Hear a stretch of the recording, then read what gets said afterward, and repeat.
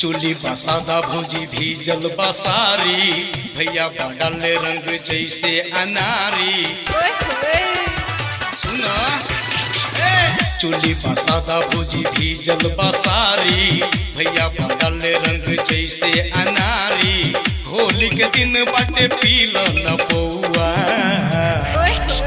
गाबेला अरे गाबे बजा के डंफा पूरा गौआ गाबे बजा के डंफा पूरा गौआ गाबो जोगीरा भौजी झमकौआ गाबे बजा के डंफा पूरा गौआ गाबो जोगीरा भौजी झमकौआ।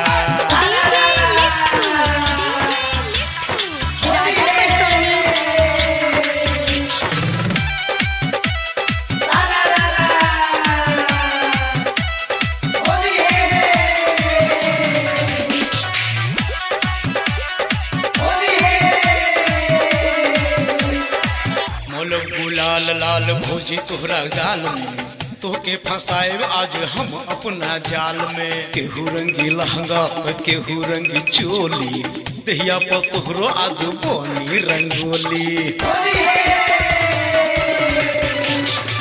मोल गुलाल लाल भौजी तोहरा गाल में तोके फंसाए आज हम अपना जाल में। देवरा के देखी काहे मुँह कैलू कौआ गाबेला अरे गाबे बजा के डंफा पूरा गौआ गाबे बजा के डंफा पूरा गौआ गाबो जोगीरा भौजी झमकौआ गाबे बजा के डंफा पूरा गौआ गाबो जोगीरा भौजी झमकौआ।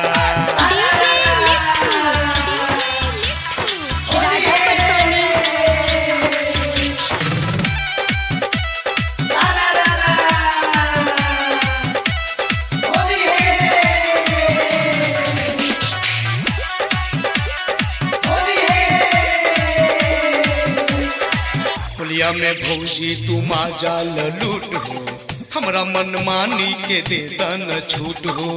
सब दिन त भैया रहेला तोहरे पास में देवरा त दिन काटे फगुए के आस में। होलिया में भौजी तू माजाल लूट हो हमरा मनमानी के दे दन छूट हो। सागर बिहारी के रंग लहकौआ गाबेला अरे गाबे बजा के डंफा पूरा गौआ गाबे बजा के डंफा पूरा गौआ गाबो जोगीरा भौजी झमकौआ गाबे बजा के डंफा पूरा गौआ गाबो जोगीरा भौजी झमकौआ।